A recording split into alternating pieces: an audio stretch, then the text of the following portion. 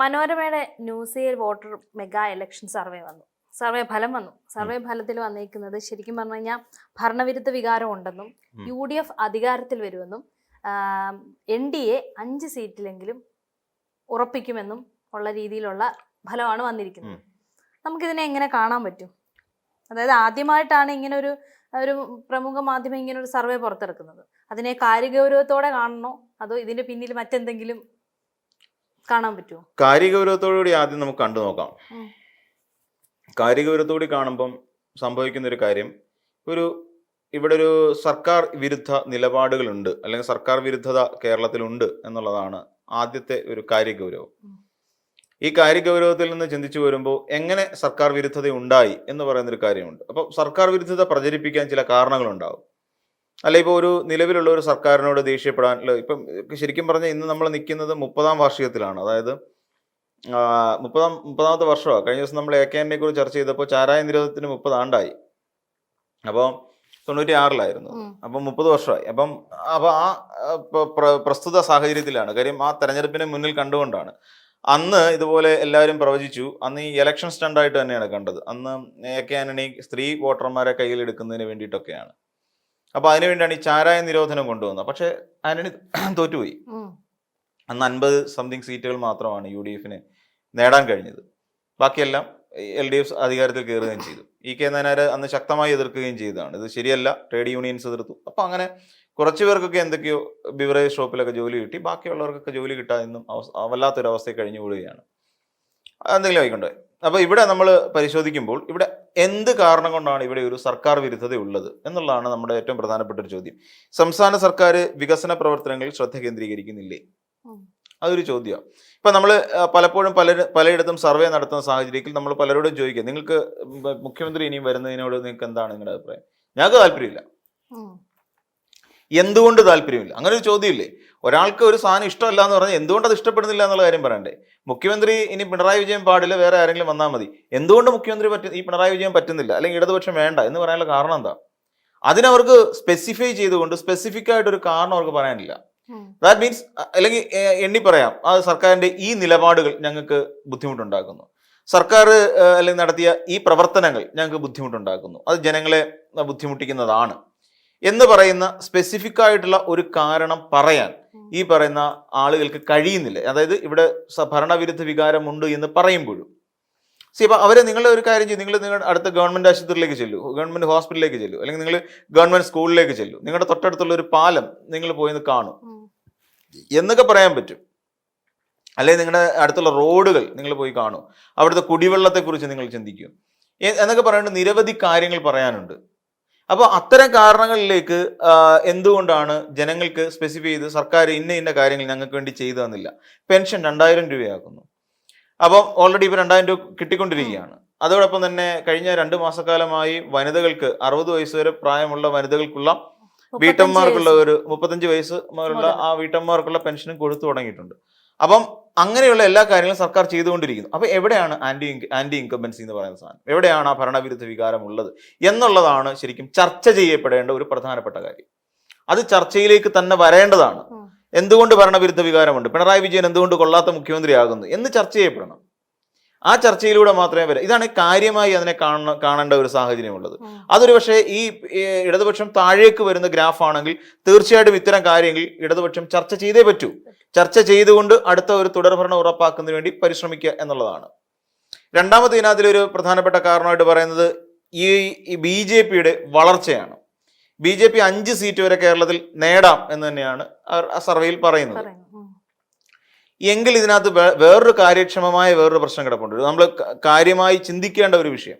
നമ്മൾ മറ്റൊരു വീഡിയോയിൽ ഇതുമായിട്ട് ബന്ധപ്പെട്ട് സംസാരിച്ചത് BJP അധികാരത്തിലേക്ക് വരുമ്പോൾ അല്ലെങ്കിൽ BJP ഒരു ശക്തിയായിട്ട് ഇവിടെ നിർണായക ശക്തിയായിട്ട് തെരഞ്ഞെടുപ്പ് രാഷ്ട്രീയത്തിലേക്ക് ഇറങ്ങി വരുമ്പോൾ ഉണ്ടാകുന്ന ഒരു പ്രധാന പ്രശ്നമുണ്ട്. ആ പ്രധാന പ്രശ്നം എന്താണെന്ന് ചോദിച്ചാൽ ഇവിടെ വർഗീയത പറഞ്ഞുകൊണ്ടുള്ള ഒരു തെരഞ്ഞെടുപ്പ് പ്രചരണം ഇവിടെ കൊഴുത്തു വരികയാണ്. നമ്മൾ തിരിച്ചറിയേണ്ട ഒരു ഏറ്റവും പ്രധാനപ്പെട്ട കാര്യമാണ്. വർഗീയത എന്ന് പറയുന്ന ഒരു സാധനത്തെ എടുത്തുയർത്തി കാണിച്ചുകൊണ്ട് ഒരു തെരഞ്ഞെടുപ്പ് പ്രചരണ രീതി ഇന്ന് കേരളത്തിൽ പ്രചാരം നേടി. ഇത് കഴിഞ്ഞ 5 വർഷത്തിനു മുമ്പ് ഇല്ലായിരുന്നു എന്ന് പറയുന്നില്ല. 5 വർഷത്തിനു മുമ്പ് ഇതിന്റെ 10-1 മാത്രമായിരുന്നു, 100-1 മാത്രമായിരുന്നു എന്ന് പറയേണ്ടി വരും. ഇന്ന് നമ്മൾ ചർച്ച ചെയ്യുന്നതിന്റെ 100-1 പോലും ആ കാലഘട്ടത്തിൽ ഉണ്ടായിരുന്നത് 2021 കാലഘട്ടത്തിൽ. എന്നാൽ ഈ കാലം അത്രയും നമ്മൾ കേട്ടിരുന്ന പേര് ജമാഅത്തെ ഇസ്ലാമിയുടെയും RSSന്റെയും SDPIയുടെയും ഒക്കെ പേരുകളാണ് നമ്മൾ കഴിഞ്ഞ കുറെ കാലങ്ങളായിട്ട് രാഷ്ട്രീയത്തിൽ ചർച്ച ചെയ്തുകൊണ്ടിരുന്നത്. എന്നിട്ടാണ് ഇന്ന് ഇപ്പോ വർഗീയ രാഷ്ട്രീയം എന്ന് പറയുന്ന ഒരു കുടിലതന്ത്രത്തിന്റെ ഒരു ഇതിലേക്ക് നമ്മൾ ഇറങ്ങി നിൽക്കുമ്പോൾ BJP ഇവിടെ 5 സീറ്റ് പിടിക്കും എന്ന് പറയുമ്പോൾ നമ്മൾ ഇവിടെ മനസ്സിലാക്കേണ്ടത് എവിടെയോ ഒരു അണിയറ ഒരുക്കം നടക്കുന്നുണ്ട് എന്നുള്ളത് തന്നെയാണ്. ഇപ്പൊ BJPയിൽ ഇപ്പൊ പറയുന്ന നിയമം പോലെ ഒരു മണ്ഡലത്തിലെ സംബന്ധിച്ച് നമ്മൾ പരിശോധിക്കുകയാണെങ്കിൽ അവിടെ 2 പേർ തമ്മിൽ ആ ഫൈറ്റ് നടക്കുന്നത്. അതായത് രാജീവ് ചന്ദ്രശേഖരും ശിവൻകുട്ടിയും തമ്മിലാണ് മത്സരം നടക്കുന്നത്. അതിൽ വെറും കാഴ്ചക്കാരന്റെ റോളിലാണ് UDFന്റെ സ്ഥാനാർത്ഥി അവിടെ ഉള്ളത്. നമ്മുടെ ശബരിനാഥൻ വെറും കാഴ്ചക്കാരന്റെ റോള് മാത്രമാണ്. അവിടെ എന്തുകൊണ്ടാണ് കയ്യിലിരുന്ന ഒരു മണ്ഡലം, അതായത് അവിടെ നേരത്തെ ഉണ്ടായിരുന്നത് സത്യം പറഞ്ഞാൽ UDFന്റെ മണ്ഡലമായിരുന്നു നിയമം. ആ UDFന്റെ സ്വന്തമായിരുന്ന ആ മണ്ഡലത്തിൽ ഇന്ന് പോലൊരു മണ്ഡലത്തിൽ ഇന്ന് UDFന്റെ സ്ഥാനം 3-ാമതാണ്. വെറും 20% താഴെ വോട്ടുകൾ മാത്രം ലഭിക്കുന്ന ഒന്നാണ്. ബാക്കി 80% വോട്ടുകൾ കിട്ടിക്കൊണ്ടിരിക്കുന്നത് ഒന്ന് CPMനും അല്ലെങ്കിൽ LDFനും 2 NDAക്കുമാണ്. ആ ഒരു അവസ്ഥയിലേക്ക് എങ്ങനെ വന്നു? വോട്ട് മറിഞ്ഞുപോയി. അപ്പം അവിടെ BJP എന്ന് പറയുന്ന ഒരു ശക്തി അവിടെ 3-ാം മുന്നണിയിൽ നിന്ന് 2-ാം മുന്നണിയായിട്ട് നേമത്ത് മാറണമെങ്കിൽ അതിന്റെ പ്രധാന കാരണക്കാർ കോൺഗ്രസ്കാർ തന്നെയാണ്. അപ്പം ഇവിടെ BJP കിട്ടുന്ന ഓരോ സീറ്റിന് പിന്നിലും നമ്മൾ പരിശോധിച്ച് നോക്കൂ. വട്ടിയൂർക്കാവിലേക്ക് നമ്മൾ എടുത്ത് നോക്കിക്കഴിഞ്ഞാലും ഇനിയിപ്പോൾ അവിടെ വട്ടിയൂർക്കാവിൽ നിന്നൊരു BJP ജയിക്കുകയും ഇടതുപക്ഷം 2-ാം സ്ഥാനത്തേക്ക് വരികയും ചെയ്തു കഴിഞ്ഞാൽ കാരണക്കാരാരാണ്?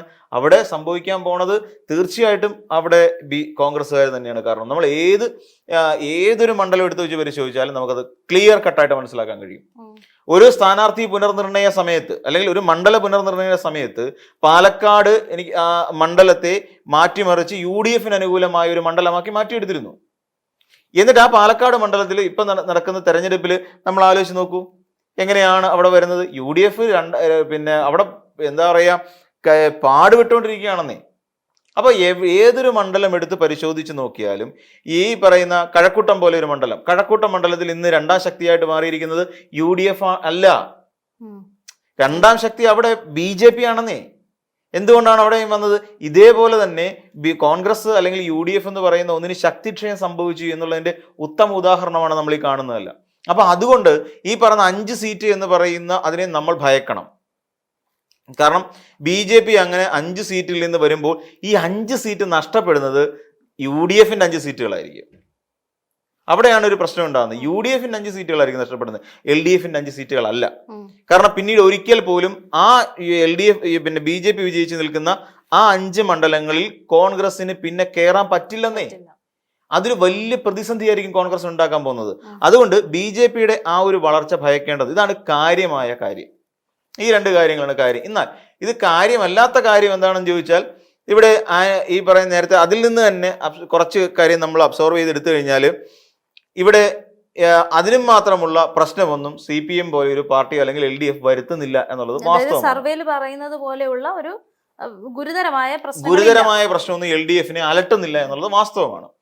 ഇതിനേക്കാൾ അപേക്ഷിച്ച് നോക്കുവാണെങ്കിൽ ഇവിടെ LDFനേക്കാൾ സമ്മർദ്ദത്തിലായിരിക്കുന്ന ഒരു പാർട്ടി UDF ആണ്, അല്ലെങ്കിൽ മുന്നണി UDF ആണ്. എന്തുകൊണ്ടെന്നാൽ UDFന്റെ മേലെ തലയ്ക്ക് മീതെ തൂങ്ങിക്കിടക്കുന്ന ഒരുപാട് വാളുകളുണ്ട്. ഒന്ന്, അവരുടെ ഏറ്റവും പ്രധാനപ്പെട്ടത് അവരുടെ തമ്മിലടി എന്ന് പറയുന്ന ഒരു പ്രധാനപ്പെട്ട പ്രശ്നം. അവര് എത്ര കണ്ണാ മൂത്താലും മരങ്കേറ്റം മറക്കില്ല എന്ന് പറയുന്ന പോലെ കോൺഗ്രസ് ഇനി എത്ര വലിയ തെരഞ്ഞെടുപ്പിനെ നേരിട്ടാലും ഇവരുടെ തമ്മിൽ തല്ല് എന്ന് പറയുന്ന ഘടകം ഒരിക്കലും കോൺഗ്രസിനെ വിട്ടുപോയില്ല. അതൊരു ശാപമായിട്ട് തന്നെ ഉണ്ട്. മൺമറഞ്ഞു പോയ K. കരുണാകരനെ പോലെയുള്ള നേതാക്കന്മാരുടെ ശാപം അത് എത്ര നാൾ കഴിഞ്ഞാൽ അത് പിന്തുടരും. അതൊരു പക്ഷെ കോൺഗ്രസിന്റെ അസ്ഥിവാരം എടുക്കുന്നവരെ കരുണാകരന്റെ ശാപം പിന്തുടരുമെന്നാണ് എനിക്ക് തോന്നുന്നത്. രണ്ടാമത്തെ കാര്യം എന്ന് വെച്ച് കഴിഞ്ഞാൽ, ഒന്ന് അടിപിടിയാണെങ്കിൽ, രണ്ടാമത്തെ കാര്യം എന്ന് വെച്ച് കഴിഞ്ഞാൽ പ്രധാനമായും നമ്മൾ നോക്കുന്നത് ഇവരുടെ ഐക്യമില്ലായ്മ എന്ന് പറയുന്നൊരു സാധനമുണ്ട്. പാരവെപ്പ് എന്ന് പറയണ്ടല്ലോ, അത് ഒഴിവാക്കുക എന്നുള്ളതാണ് കോൺഗ്രസ്സുകാർ ആദ്യമായി ചെയ്യേണ്ട മറ്റൊരു. തമ്മിലടി എന്നുള്ള മാറിക്കൊണ്ട് പാരവെക്കുക, അവന്റെ സീറ്റ് എങ്ങനെ അവനെ വീഴ്ത്താൻ പറ്റും എന്നുള്ളതിനെ കുറിച്ച് ചിന്തിച്ചുകൊണ്ടിരിക്കുന്നവരാണ് കോൺഗ്രസ് നേതാക്കന്മാർ. പിന്നെ മറ്റൊന്ന്, വയനാട് ഫണ്ട് തട്ടിപ്പ് എന്ന് പറയുന്നതും ഇവരുടെ തലയ്ക്ക് മേലെ കിടക്കുന്ന ഒരു വാളാണ്. വയനാട് ഫണ്ട് തട്ടിപ്പ് നടത്തി എന്നിട്ട് പിന്നെ ഇയാൾ പറയുമായിരിക്കും, പിന്നെ നിങ്ങൾക്ക് അറിയേണ്ട ആവശ്യം എന്താ, നിങ്ങൾ പിന്നെ രക്തസാക്ഷി ഫണ്ട് നിങ്ങൾ എന്താക്കി? രക്തസാക്ഷി ഫണ്ട് എന്ന് പറയുന്ന ഒരു ഫണ്ട് ഇപ്പൊ ധനരാജ് രക്തസാക്ഷി ഫണ്ടുമായിട്ട് ബന്ധപ്പെട്ടുകൊണ്ടാണ് പിന്നെ കണ്ണൂർ ചർച്ച, പയ്യന്നൂർ ചർച്ച നടക്കുന്നത്. ധനരാജ് രക്തസാക്ഷി ഫണ്ട് അവരുടെ വീട്ടുകാരായിട്ട് അറിഞ്ഞാൽ മതി. ഇത് പാർട്ടി ഏരിയ കമ്മിറ്റി പിരിച്ചതാ. അതായത് പയ്യന്നൂർ ഏരിയ കമ്മിറ്റി പിരിച്ച തുകയുടെ കാര്യം പറയുന്നത്. പയ്യന്നൂർ ഏരിയ കമ്മിറ്റി പിരിച്ച തുകയുടെ കാര്യം പയ്യന്നൂരുള്ള ബാക്കി ആളുകൾ മാത്രം അറിഞ്ഞാൽ മതി. കാര്യം പയ്യന്നൂർ ഏരിയ വിട്ടിട്ട് പോയിട്ടില്ല പിന്നെ പിരിവ്. അത് അവര് മാത്രം അറിഞ്ഞാൽ മതി. പയ്യന്നൂർ ഏരിയ കമ്മിറ്റി ചർച്ച ചെയ്യേണ്ട കാര്യമേ ഉള്ളൂ. അത് എങ്ങനെയാണ് കേരളത്തിന്റെ മൊത്തത്തിലുള്ള പ്രശ്നമായി മാറുന്നത്? കേരളത്തിന് അത് സംസ്ഥാന കമ്മിറ്റി എങ്ങനെ ബാധിക്കും? അല്ലെ സംസ്ഥാന സെക്രട്ടേറിയറ്റിനെ എങ്ങനെ ബാധിക്കും? ബാധിക്കില്ല. അതേസമയം ഇവിടെ വയനാട് ഫണ്ട് പിരിവ് വയനാട് ജില്ലയുമായി ബന്ധപ്പെട്ടതോ വയനാട് DCC ആയിട്ട് ബന്ധപ്പെട്ടതോ ഇനി അതല്ല കൽപ്പറ്റ മണ്ഡലം കമ്മിറ്റിയായിട്ട് ബന്ധപ്പെട്ടതോ ഒന്നുമല്ല. അത് കേരളത്തിന്റെ വിഷയമാണ്. KPCC ആണ് അതിന് ഉത്തരവാദിത്വം പറയേണ്ടത്. അപ്പൊ KPCCക്ക് അതിനകത്ത് ഉത്തരവാദിത്വമുണ്ട്. കാരണം അതിനകത്ത് വന്നിരിക്കുന്ന പണം UDFന്റെയോ കോൺഗ്രസിന്റെയോ മാത്രമല്ല, പൊതുജനത്തിന്റെ പണം കൂടി UDFന്റെ അല്ലെങ്കിൽ ഈ കോൺഗ്രസിന്റെ ഈ അക്കൗണ്ടിലേക്ക് വന്നിട്ടുണ്ട്. ആ ധനരാജ് രക്തസാക്ഷി ഫണ്ട് പോലെ ആണ് ഇത് നമുക്ക് കണക്കാക്കാൻ പറ്റില്ല. ഇതാണ് വയനാട് ഫണ്ടും ഈ ധനരാജ് രക്തസാക്ഷി ഫണ്ടും തമ്മിലുള്ള കാര്യങ്ങൾ. ഇനി ധനരാജ് രക്തസാക്ഷി ഫണ്ട് എന്തിനു വേണ്ടിയിട്ടാണ് പിരിച്ചിട്ടുള്ളത്? അതിന്റെ വീട്ടുകാർക്ക് സഹായം ചെയ്തു കൊടുക്കുക, ഒരു അദ്ദേഹത്തിൻ്റെതായ എന്തെങ്കിലും സ്മാരക മന്ദിരം പണിയുക. പിന്നെ അദ്ദേഹത്തിന്റെ പേരിൽ കേസുകളുണ്ട്. അദ്ദേഹത്തിന്റെ പേരിൽ എന്ന് വെച്ചാൽ ഈ കൊലപാതകവുമായി ബന്ധപ്പെട്ട കേസുകൾ. ആ കേസുകൾക്ക് വേണ്ടിയിട്ട് അവരുടെ വീട്ടുകാരെ ആശ്രയിക്കാൻ പറ്റില്ല. അതായത് അവരുടെ കുടുംബക്കാരുടെ ഒക്കെ ചെന്നിട്ട് അതിന് കേസ് നടത്തുക, ആ കേസിനകത്ത് ഞങ്ങൾക്ക് പൈസ തരണമെന്നും പറഞ്ഞിട്ട് എങ്ങനെയാണ് അവിടെ ചെന്ന് സംസാരിക്കാൻ കഴിയുക? അപ്പൊ അവരുടെ വീട്ടുകാരെയും ബുദ്ധിമുട്ടിക്കാൻ പറ്റില്ല. അപ്പൊ ഇങ്ങനെ തുടങ്ങിയ നിരവധി കാര്യങ്ങൾ ഇതിനകത്തുണ്ട്. അപ്പൊ ഇത് രണ്ടുമാണ് ഏറ്റവും പ്രധാനപ്പെട്ട പോയിന്റ്. അപ്പം ധനരാജ് രക്തസാക്ഷി ഫണ്ടിനെ വെച്ചിട്ട് കേരളത്തിലെ മൊത്തം കമ്മ്യൂണിസ്റ്റുകാരെ അളക്കാം എന്നുള്ള ധാരണ കോൺഗ്രസിന് ഉണ്ടെങ്കിൽ അത് തെറ്റാണ്. വയനാട് ഫണ്ട് എന്ന് പറഞ്ഞു കഴിഞ്ഞാൽ അത് നേരത്തെ വെച്ച് ശവം തൂക്ക് എന്ന് പറയുന്ന പരിപാടിയാണ് ഇപ്പൊ കാണിച്ചിരിക്കുന്നത്. ശരിക്കും സ്വരാജിന്റെ വാക്കുകൾ കടമെടുത്തു കഴിഞ്ഞാൽ കറക്റ്റായിട്ടുള്ള ഒരു തീരുമാനമാണ്. അപ്പൊ ഈ രീതിയിലാണ് കാര്യങ്ങൾ മുന്നോട്ട് പോയിക്കൊണ്ടിരിക്കുന്നത്. അപ്പോൾ തീർച്ചയായിട്ടും ഈ പറയുന്ന ഇതിനെ ഉഡായിപ്പ് എന്നുള്ള നിലയിൽ നമുക്ക് സമീപിക്കാം. കാര്യമാത്ര പ്രസക്തമായിട്ടും ഈ സർവേ നമുക്ക് കാണാൻ കഴിയും.